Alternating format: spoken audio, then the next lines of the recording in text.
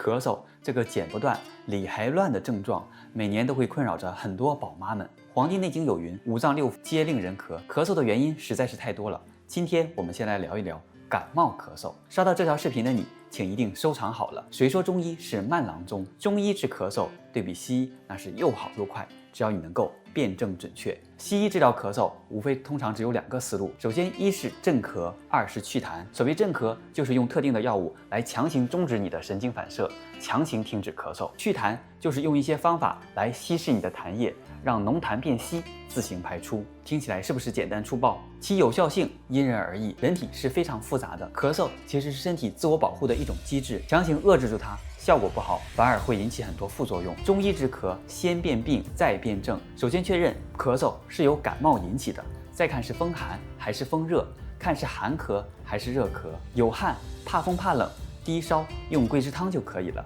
再看咳嗽，有清鼻涕或者是咳嗽有痰，但是痰是清晰的，那就是寒咳。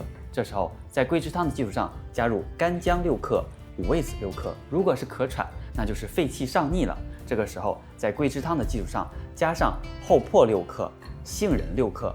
如果是水一样的咳嗽，鼻涕一把一把的，一直要捧着一个纸巾才能够活，咳嗽的特别厉害，晚上睡觉都躺不下来，那就需要使用小青龙汤了。如果是咳嗽还有发热、痰黄粘稠、口渴、苔黄，那就需要使用麻杏石甘汤了。如果是无汗而喘、寒战高热，就需要使用麻黄汤了。如果感冒好了，基本都没啥感冒症状了，为什么我还是一直咳的不停呢？这种情况，中医认为是少阳枢机不畅，要在小柴胡汤的基础上进行加减。治寒以热，在小柴胡汤的基础上加入干姜6克、五味子6克；治热以寒，加入杏仁和石膏。